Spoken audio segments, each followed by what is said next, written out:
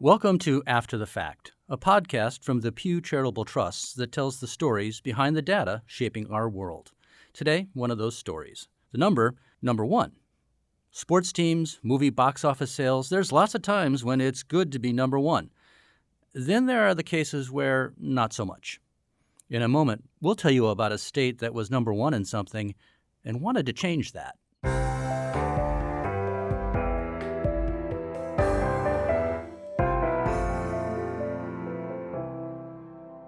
You may recall that earlier this year, After the Fact spoke with Adam Gelb, director of Pew's Public Safety Performance Project.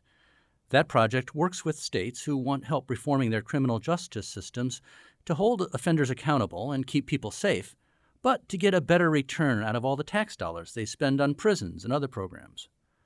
One of those states has been Louisiana, and it was number one in America in terms of having the highest per capita imprisonment rate. State leaders there wanted to lower that rate and make sure they were spending tax dollars efficiently, so they invited Pew to come help. Joining us today is Terry Schuster. He works on Pew's project and was part of the team that went to the state capitol in Baton Rouge.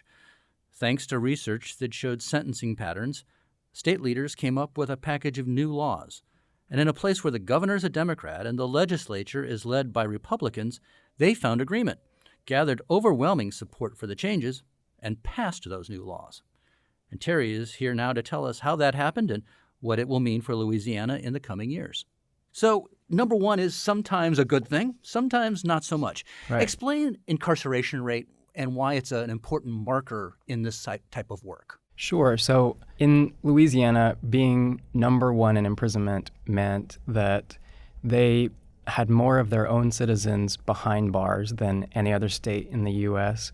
or any other country in the world. And it was a distinction that they'd held for a really long time. And they weren't just number one, they were head and shoulders above number two. And, compared to the United States, which is already fairly high on the ranking of, or highest really on the ranking of imprisonment rates, Louisiana's imprisonment rate was nearly double the national average. They were spending $2/3 of $1 billion every year on their prison population and keeping people behind bars when other states all around them were downsizing their prison populations and getting better outcomes. Crime was coming down, recidivism was coming down, they were spending less and able to sort of use those savings in a different way on other priorities and even in a different way within the justice system. And that's really what it's all about, right? The idea is keep people safe, lower the crime rate, and hold people accountable.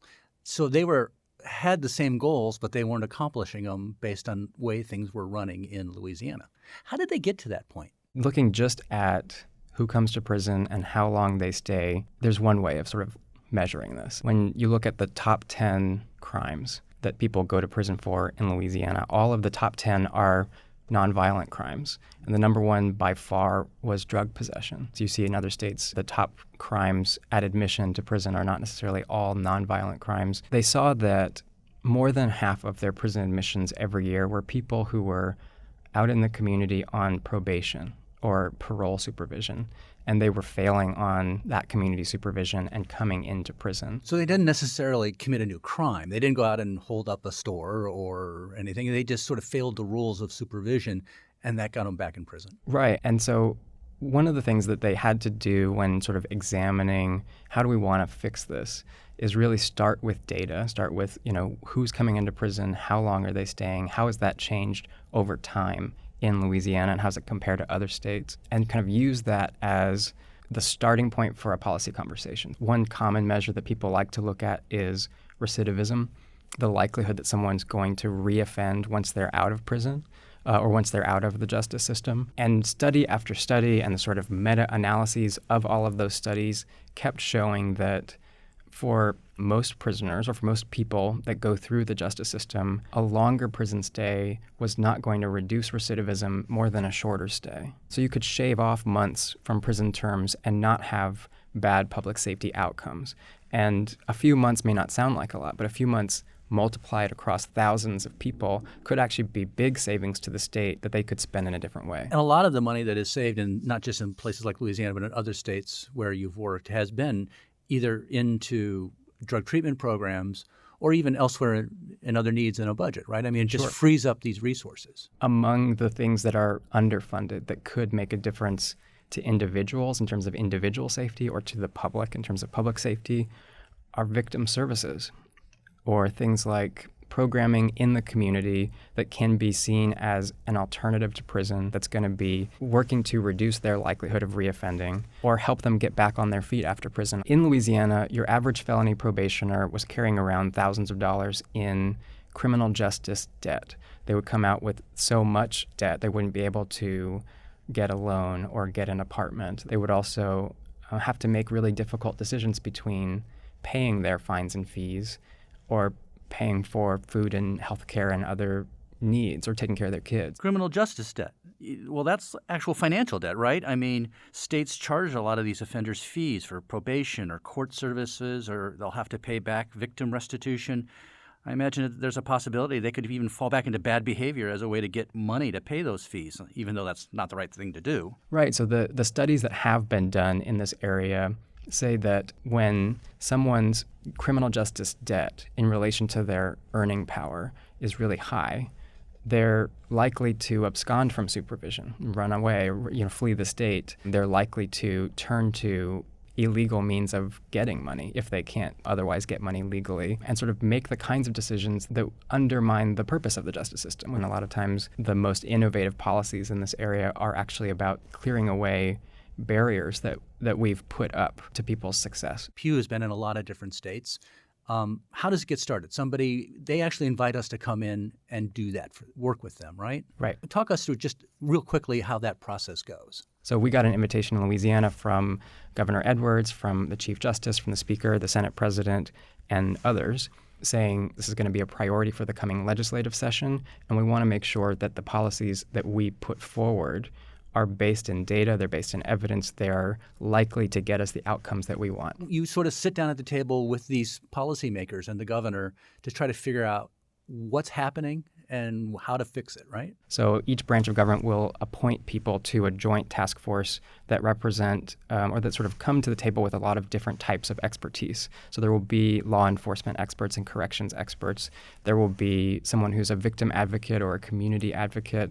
There will be legislators and attorneys who practice in courtrooms, both prosecution and defense, and judges, who all come to the table and are the body that will make recommendations. And so in terms of how do we get to good policy when by design the criminal justice system is created to have advocates on one side saying one thing, advocates on another side saying another thing, and judges making a decision, is to kind of cut through anecdote and say, let's just start with numbers. Who's coming into prison? How long are they staying? How has that changed over time? Let's layer on top of that, what do criminologists say? What is the best research in the field about what works to change criminal offending behavior and what doesn't work? We're just talking about facts. We're just talking about numbers and research, and they can do with it what they want to do with it. For some states, the only reason they were able to have a beginning of a conversation was the cost. If you continue to ratchet up penalties,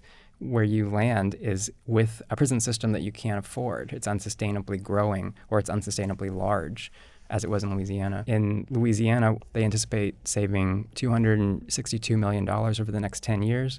70% of that savings they plan to reinvest, and a portion of that reinvestment will be back into services for crime victims because it's an underfunded area in Louisiana. And I guess that's why they're starting to call this movement Smart on Crime. Right. The movement really has become sort of a national reframing of how do we demonstrate that we're tough on crime, to how do we get taxpayers a better return on their investment. So when you were down in Baton Rouge, you had a chance to talk with the very people who run the criminal justice system there. They're the folks in the courtrooms, the police officers, the prosecutors. So what were some of the things you were hearing from them? Yeah.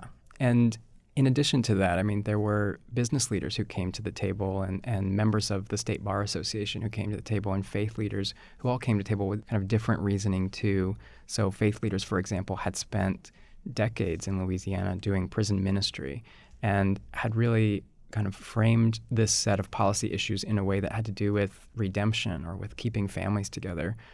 which was a different lens to bring to this work. For sure, we had lots of judges who weighed in on specific policies. Here's what's working, here's what's not working. We had attorneys that are practitioners in the court. We had probation agency leaders who were talking about ways that they could really drastically reduce the amount of time that they supervise people if they were doing well. So people sort of came to the table with a lot of ideas, but there were individual sheriffs who came out really strongly for it. There was one who was so eloquent whenever he spoke. He got up when there were news cameras in front of him and he said something to the effect of, "You'd never see an ambulance drop somebody off at my jail because he was having a heart attack and say that he's my problem, or somebody with a broken arm drop him off at the jail. But every day somebody is brought to the jail who has a mental illness or a drug dependence issue, and we're not treating those issues. I'm seeing them over and over again. They return